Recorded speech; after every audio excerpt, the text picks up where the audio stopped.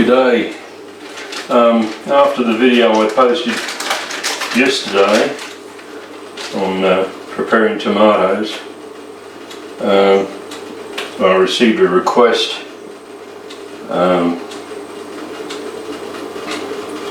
from a chap to post some more information on the process of bottling, and he wanted to see more of my wood stove. So that's what I'm doing today, and I'm making this part too. At the moment, as you can see, I'm putting on the rubber rings. A bit fiddly, but not too bad. Put the rings on first before you put anything in them, because you know you can easily knock them over.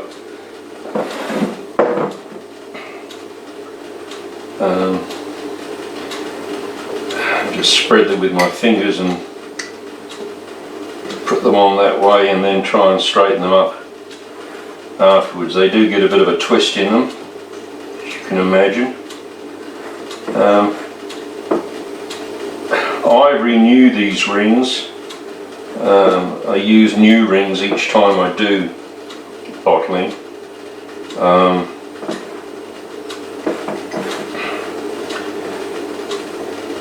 I've never tried using old rings.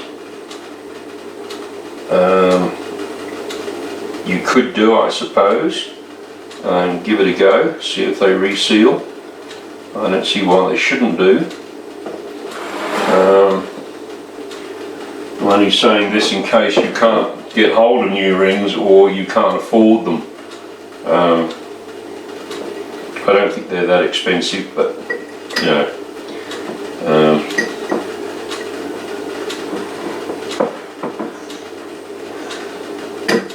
Oops.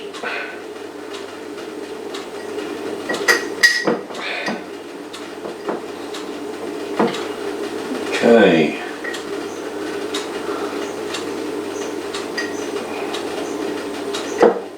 Oh, yeah, I'm not doing this very well this morning, am I? They can be a bit fiddly, as I said before. This one seems to be intent on giving me a hard time. Okay, let's try again. You get a twist in them, so you just got to work your way around and make sure it's even all the way around.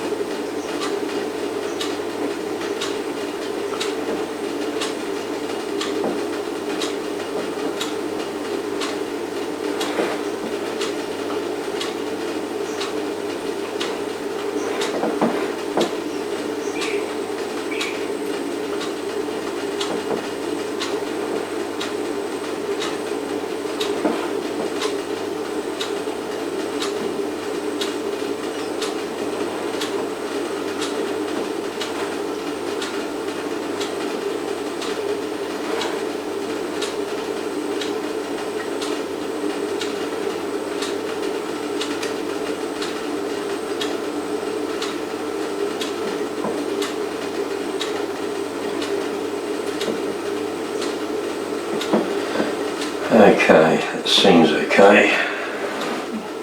One more.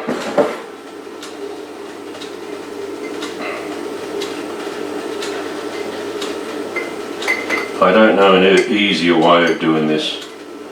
I think it's just a matter of putting them on as best you can and then straighten them up afterwards.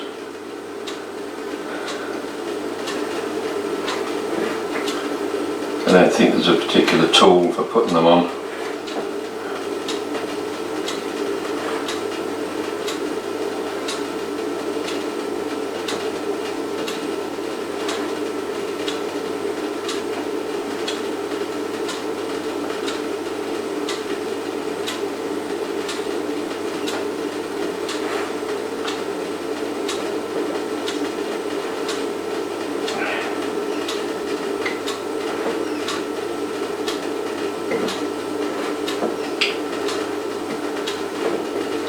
if these don't seal properly, well then your produce, whatever you're going to put in these jars, is not going to keep. So it's important to make sure that they're on right. Okay, once that's done, fill it up with the tomatoes. You can put them in warm. I ran out of time last night, and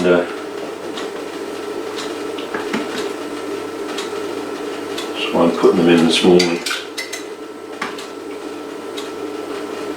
I had them in the fridge all night. They probably would have been okay left out last night because it was pretty cold.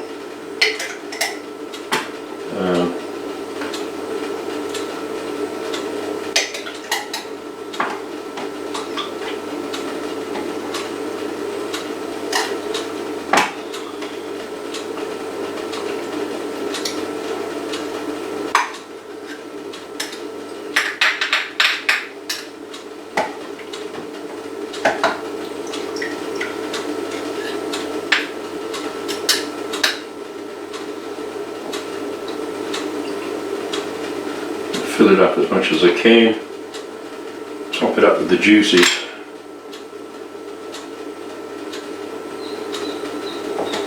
Okay, normally I would probably do the lot, but for this particular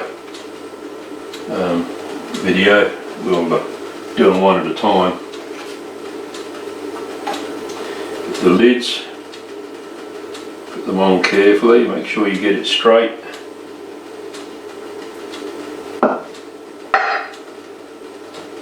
Push it down.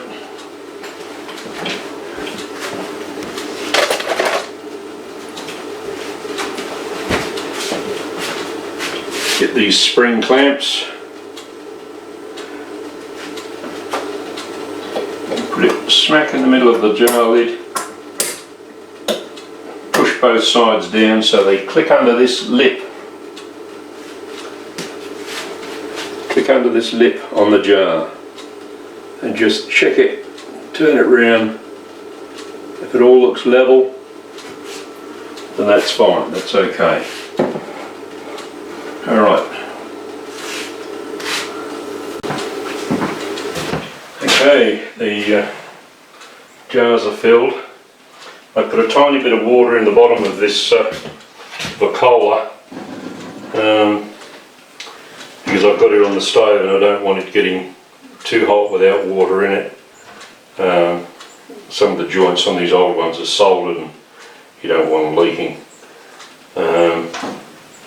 These can rust out, and they will probably over time, despite drying them and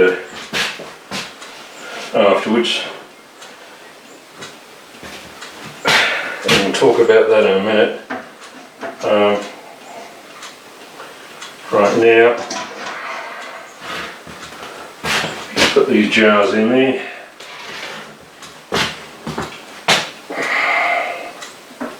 You don't need to go over the top of these jars, probably up to about where the label is, you know, 3/4 up there somewhere, but not up over the top, just around about this area here somewhere. Will be just fine.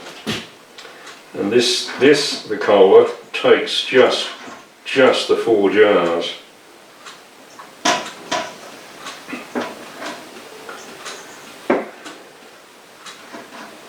Okay, once you've got the 4 jars in there,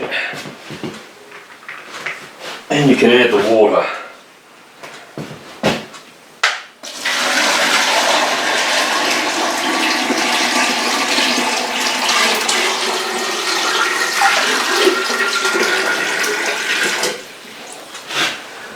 Looks about right.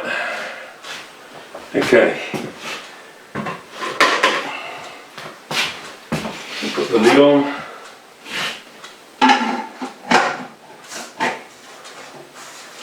I'll move it back over right over the hot plate, and we'll open the fire up. Check there's enough wood in there, which there isn't.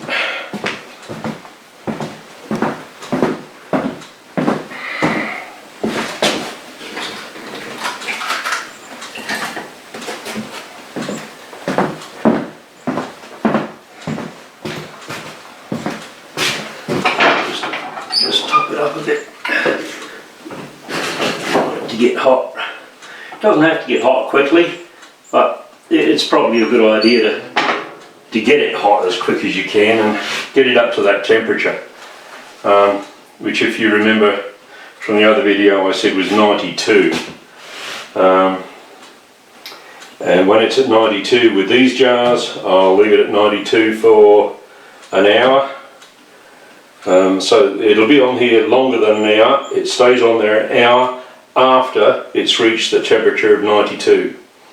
And then I can take it off and let it cool down. So there it is, it's on there. Next I'll just show you the stove, because I had a special request to do that.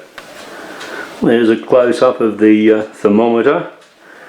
It's in a special little pocket on the side that the water goes into, and that gives you the correct temperature. Okay, let's pull back a little bit so you can see the whole stove. It's a wood burning stove.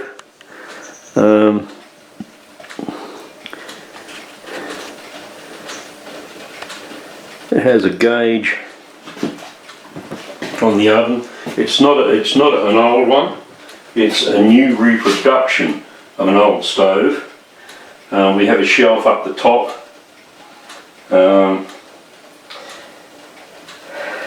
That's about it. It's a pretty basic sort of a thing.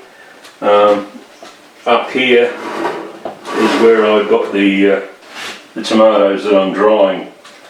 As you can probably see from the last photographs you saw, these are well on their way to drying, just over the top of the stove.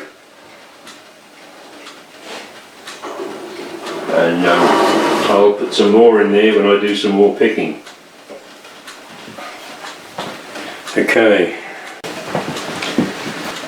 Now, for those of you that don't have a Vacola, or your Vacola is rusted out, we had a large one and it did rust out. We used the two of them on the stove together when we had a lot of tomatoes to do in one heap. But this is our answer. We took the bottom that's inside of a Vacola out. This is to stop the heat going directly onto the bottom of the jars. They sit on this plate.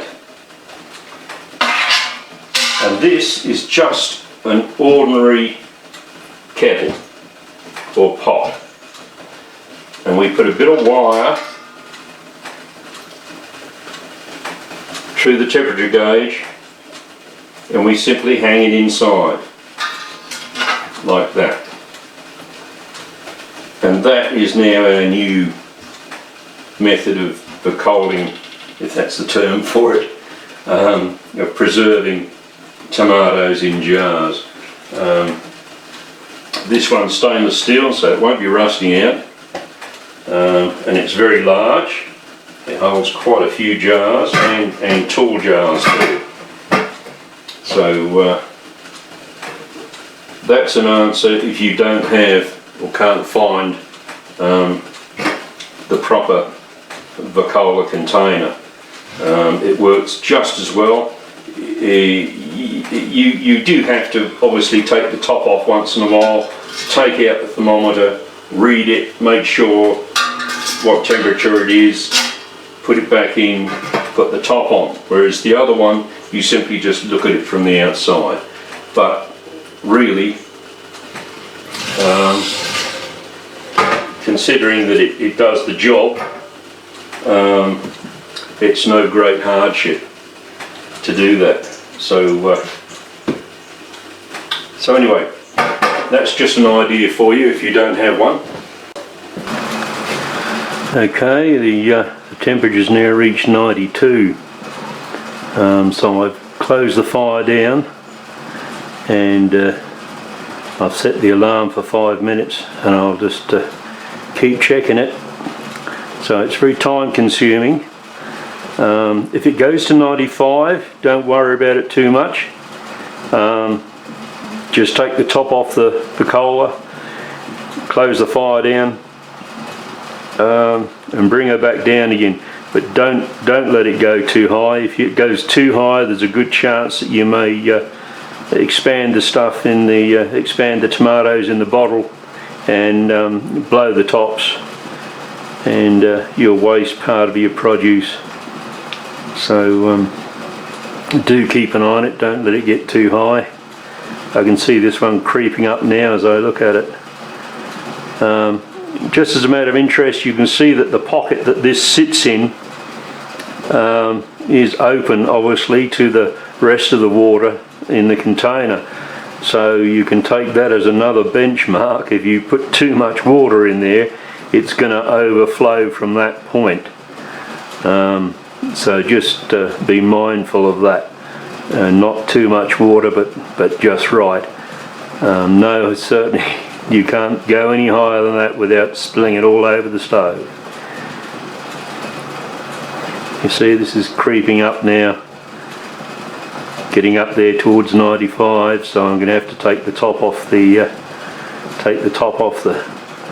cola and cool it down a bit.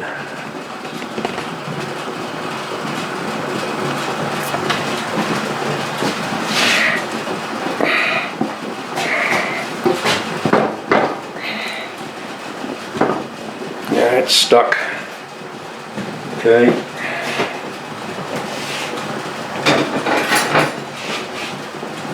You can do that.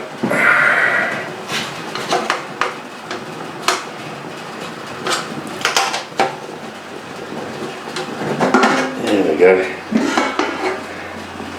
Just remove it a bit like that, let some of that heat out.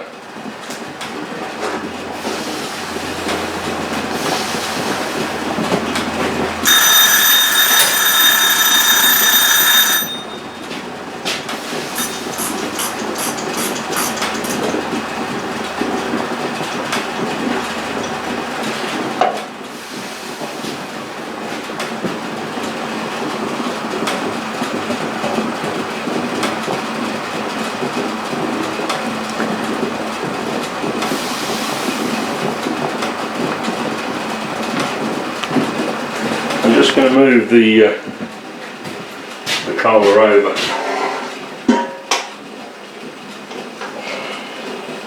With the fire shut down, then the centre plate will be cooler.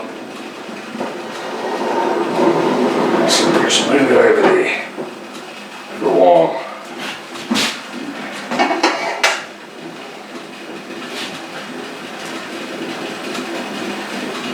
Yeah, it's just coming up to 95 now, so we need to get that down again.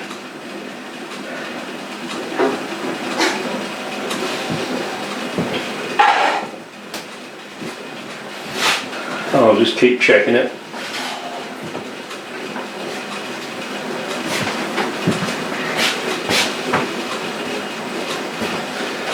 And it's now 12 o'clock midday, so I've got to keep that there till 1 o'clock.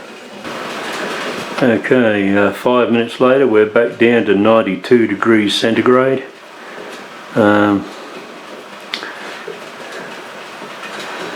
So it's all good, and we'll see if we can keep her there. She might dip down a bit below 90, but if it's only going to take 5 minutes to bring it up, that's okay. You don't have to start counting minutes and seconds. Just remember that hour and keep it around the 90 to 95. Keep it at 92 if you can, and it'll all work out. Okay, the hour's up. I've done a pretty good job of keeping it on 92, and I have to lift this off the stove now and put it on the side. Do be careful when you're picking these up. They're quite heavy when they've got the jars in them and they've got the water as well, and you're not picking it up against you. You've got to hold it away from your body, so it is pretty weighty. If you've got the water up to this level and you think you might spill it over onto your feet, what I do is I put one hand underneath there and I tilt it back slightly so it changes where the water is, okay? It takes that level back down, okay? This time it's okay, it's just below the level, so I'll pick it up and I'll just move it over here.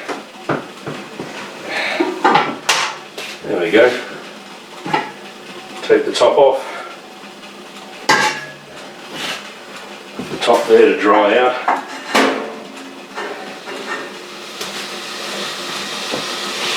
Okay. Now the next process is to take the jars out. I used to use a pair of wooden washing tongs. For those of you that don't know what they are, these were wooden tongs that we used to take hot washing out of boiling coppers. I made myself a pair because that's how we used to do our washing at one time, in a copper over a fire. And I used those, but they're not ideal, but it saves you from burning your hands. But now we bought these tongs, which are a special type of tong made for getting these jars out. Make sure that you don't put them at either end of the clip, because you don't want to pull that clip off. What I usually do is I get a cloth ready, because I never trust myself not to drop one of these things. I lift it up underneath if you can see that, the tong is underneath the lip of the jar, not the lid, okay, and it's not under that clip. You don't want to pull that clip off. That clip must stay on there until these jars have cooled down to room temperature, okay. So I just do that and then I put it down on the tiles, okay.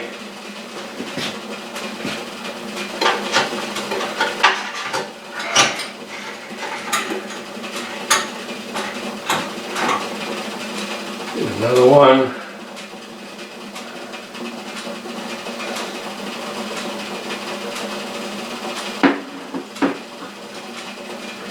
All looking good. There's no sign of any tomatoes in the water inside. If you get them too hot, they will expand too much and they can push the contents out of the jar. This hasn't happened. That's good. That's 3. And the reason, of course, you have to leave it until it's cooled down is because as the fluid inside cools down, it will contract, and as it contracts, it will suck down on that lid.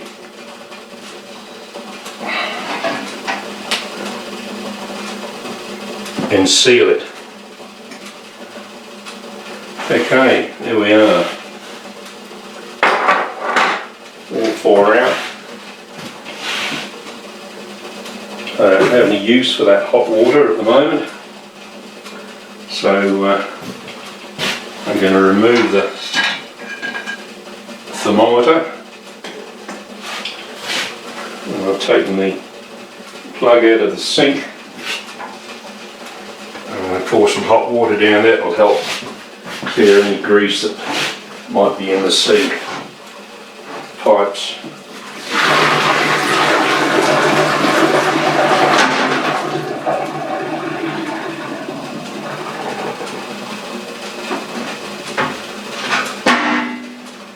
Then I'm just going to leave it to dry.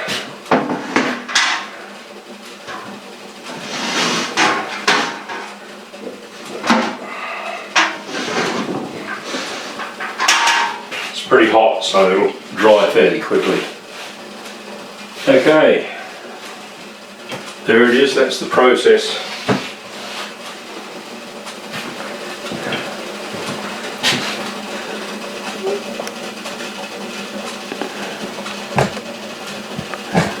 And there are the jars, and they'll cool down there, and once they're cool, down to room temperature so I can easily touch them without burning myself.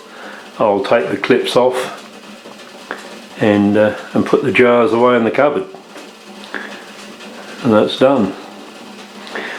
You can see again, and I haven't had the temperature over about 94. These three are just fine. It's all tomatoes right top to bottom, and this one seems to have got more juice in the bottom. This may have been the first one that I put in, and it actually has got more juice in the jar anyway. Obviously that's not been caused because I got it too hot, because if it was, the other three would be looking the same, and they're not. Okay, so like I said to you before, don't worry about that. That's not a problem. Once you've got to that stage, it's out, it's cooled down, you've done a good job. Okay, I'll see you later, and thanks for watching.